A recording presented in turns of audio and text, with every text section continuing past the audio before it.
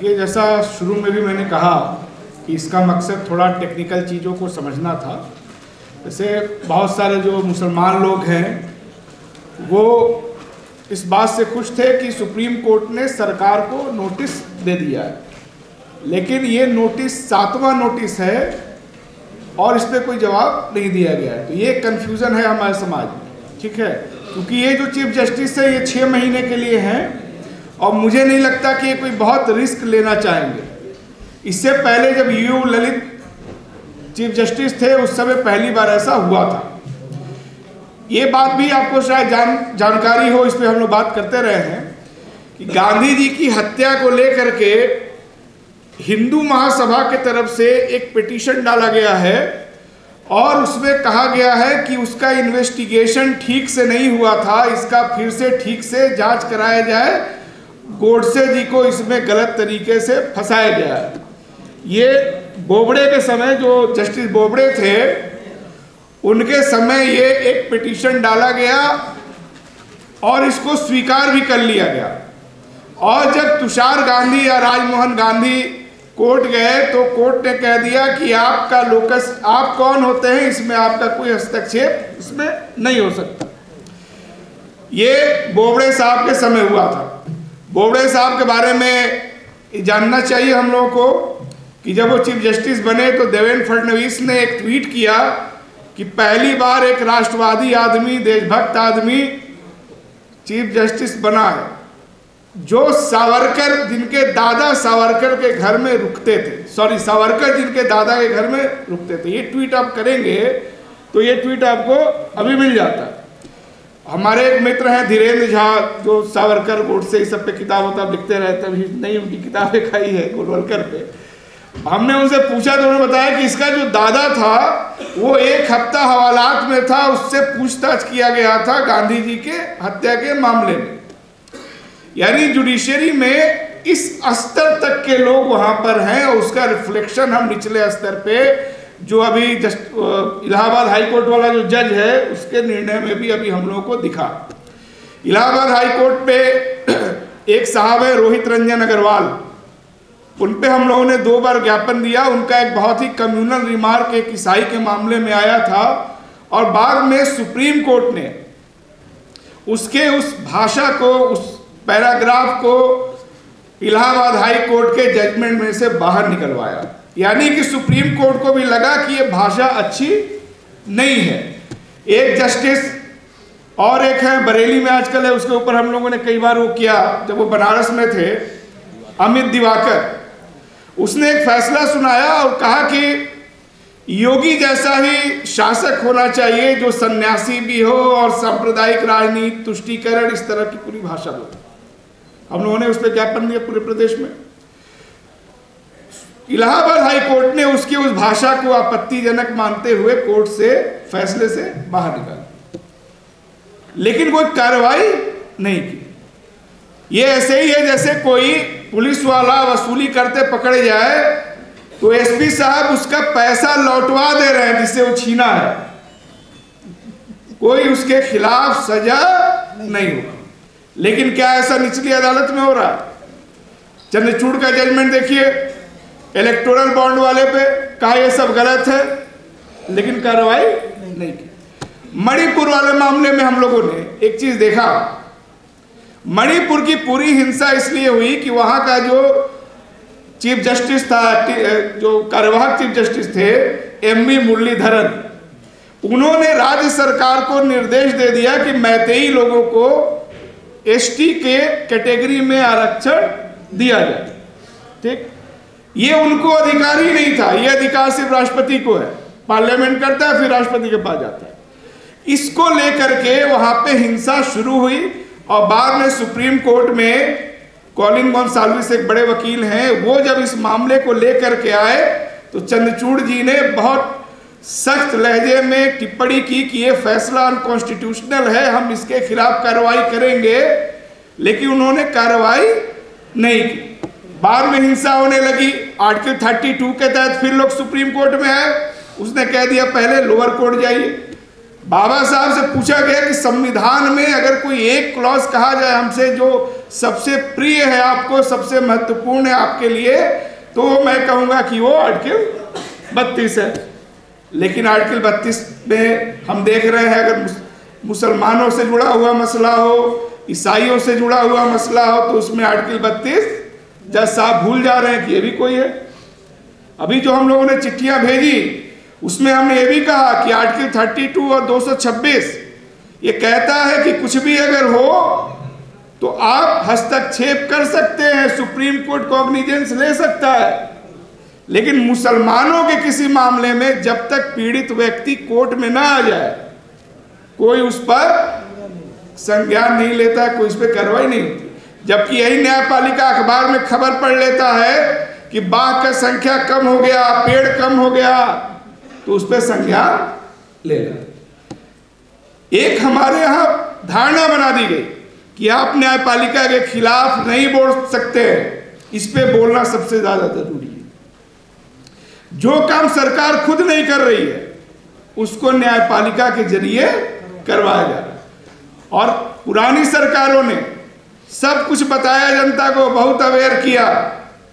Contempt of court act 1971 को बहुत अच्छा से प्रचारित नहीं कर पाए कि आप सबको यह अधिकार है कि न्यायपालिका पर आप सवाल उठाएं अगर आपको गलत लगता है। तो आपको पहले बता दिया गया कि जज साहब भगवान हैं, जज साहब जो कहेंगे मानना है। और इसी चक्कर में मैं इस बात को एकदम क्लियरली आपसे कह सकता हूं कि बाबरी मस्जिद सिर्फ इसलिए मुसलमानों के हाथ से गई क्योंकि मुसलमानों को लग रहा था कि जुडिशरी उनके साथ खड़ी हो। और जो साफ फैसला दिए वो तो बता ही रहे हमने कैसे फैसला दिया। इसलिए अगर आप इस पे विजिलेंट नहीं रहेंगे, इस पे बोलेंगे नहीं, तो आपके एक एक अधिकार को न्यायपालिका के जरिए ये छीनेंगे। बाबरी मस्जिद का जब मामला चल रहा था, जिस दिन ये फैसला आने वाला था उससे 4-5 दिन पहले आरएसएस बीजेपी के जो ग्रुप्स थे, व्हाट्सएप उस समय चलता था, मैसेज भेज रहे थे और पूरा हिंसा का तैयारी था। उस दौरान मेरे एक दोस्त अजीत शाही बंबई में TV9 के कुछ बने थे, हम लोग को बुलाए थे। ट्रेन में सिर्फ 4 लोग हम लोग गए थे, सब पूरा हिंदुस्तान डरा था कि कोई दंगा होने वाला है। ये पहले से एक माहौल बनाया गया। हमारे एक दोस्त हुआ करते थे हम लोग के, चितरंजन सिंह जी, मानवाधिकार के बड़े नेता थे। तो पहले क्या होता था, जो बटन वाला मोबाइल होता था, एक बार में मोबाइल उसमें डिलीवर नहीं हो पाता था, थोड़ा पीछे नीचे वाला रह जाता था।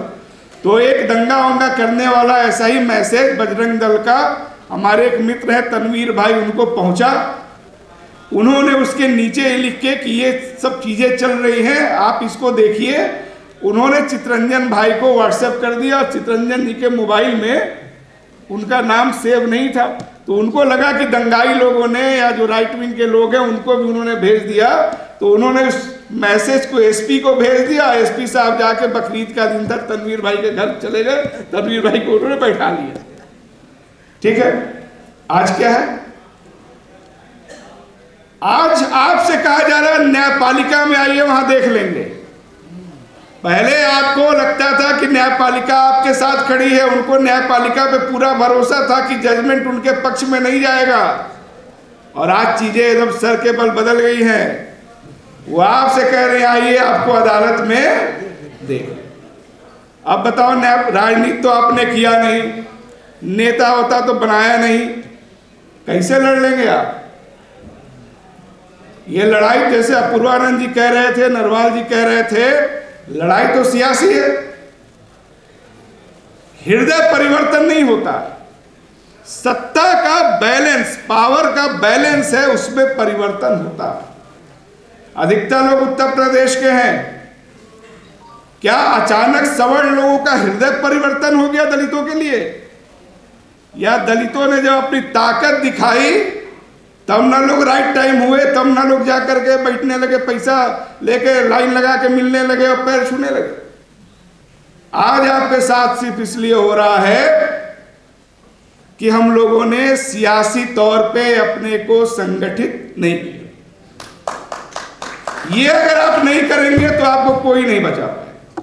और इसके लिए बहुत सीखने देखने की जरूरत नहीं है, बस 2-3 धारणा बना लेनी है दिमाग में, या जो बनी है निकालनी है।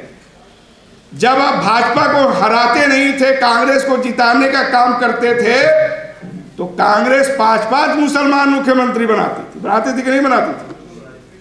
और जब से आप हराने लगे हैं, उत्तर प्रदेश में 20% आप हैं, अखिलेश जी का, मायावती जी का 29% वोट पे पूर्ण बहुमत का सरकार बन गया, और जो 20% है उसको समझ में नहीं आ रहा कि क्या करें। तो इससे आपसे बड़ा, हमसे बड़ा बेवकूफ कौन होगा? हम जहां पहले थे, अगर हम वहां लौटते हैं तब चीजें फिर से बनेंगी। और ये सब जो लड़ाई है, सियासी लड़ाई है, न न्यायपालिका का लड़ाई है, न सेमिनार का लड़ाई, ये जहनी एक संघर्ष है। वो चाहते हैं कि आप हमेशा डरे रहें, जान बचाने का राजनीति करें। कोई पार्टी बोले कि हम आपका जान बचाएंगे तो आप उसके साथ चले जाए, दूसरा बोले कि हम इससे ज्यादा जान बचाएंगे तो उसके साथ चले जाए। ये आबादी अपनी जो है, इसको संगठित करके ही इस लड़ाई को लड़ा सकता कांग्रेस पार्टी के अलावा। मैं आपको एक उदाहरण दे रहा हूं, सिंपल, छोटा सा, उसके बाद बात खत्म करूंगा। हम लोगों के बीच में नहीं रहे जुबैर भाई, उत्तर प्रदेश में सचिव भी थे और राजस्थान में विधायक भी थे। उन्होंने इस बात को एक बार कहा कि बहुत सारे लोग गांधी परिवार के यहां गए और उन्होंने कहा कि सीए एनआरसी का जो मसला है, इससे थोड़ा दूरी बनाना चाहिए। उन्होंने कहा कि मैं बगल में था और मैंने सोनिया जी को ये बोलते हुए सुना कि हमको वोट का नुकसान नहीं देखना है, ये कम्युनिटी हमारे भरोसे पे इस मुल्क में रही है, तो इसके साथ हमको खड़ा करना है। अब इससे बड़ा स्टेटमेंट तो कोई नहीं हो सकता है गांधी परिवार का या कांग्रेस पार्टी का। तो ये हम लोगों का जो कैंपेन था, इसको आगे भी हम लोग चलाएंगे और कोशिश करेंगे कि इसी मुद्दे पे एक बड़ा धरना का भी हम लोग का प्लान बन रहा है। थोड़ा अपने बारे में हमको भी अपना इमेज बदलना है मुसलमान लोगों को। टेक्निकल चीज़ों पे हम लोग बहुत बात नहीं करते हैं, इसलिए आज हमने शारिक भाई को बुलाया कि थोड़ा कॉन्स्टिट्यूशन और जो तमाम धाराएं हैं उस पर बात हो। अभी आपको मालूम है, इंदिरा जी ने जो 42वां अमेंडमेंट किया था, सेकुलर और समाजवाद शब्द जुड़ा था प्रियम्बल में, उसको हटाने के लिए भारतीय जनता पार्टी के 2 नेता हैं, इन्होंने याचिका डाली। पार्लियामेंट के अंदर, राज्यसभा के अंदर 2-2 बार प्राइवेट मेंबर बिल लाया। जब लाया गया हम लोगों ने इस पे ज्ञापन दिया, प्रोटेस्ट वगैरह किया, और किसी तरह से ये मामला अभी हमारे पक्ष में हाई कोर्ट, सुप्रीम कोर्ट में जाकर के बचा हुआ है। हमको दलित समाज से सीखने की जरूरत है, जो जान बचाने की लड़ाई नहीं लड़ता है, वो कॉन्स्टिट्यूशन को समझता है, उसके एक-एक आर्टिकल को समझता है और अपनी लड़ाई लड़ता है। जब आप इस तरह सोचेंगे तब मेरा मानना है कि आप इस देश में, आप जिस वादे के साथ रहे थे, अपनी इच्छा से रहे थे, उस सपने को आप पूरा कर पाएंगे जो हमारे बाप दादा देखे थे कि यहीं रह के अच्छा से रहा जाएगा, नाती पोता हमारे अच्छा से रहेंगे, यही ना सोच के रहे होंगे। अगर उनको पता होता कि इस तरह के हालत होते तो निश्चित तौर पर उनको भी डाउट होता। तो हमको अपने पुरखों के निर्णय को साबित करना है कि वो सही निर्णय था। छोटा थोड़ा बहुत इधर उधर डाइवर्जन आएगा, उसका हम लोग लग करके मुकाबला करेंगे।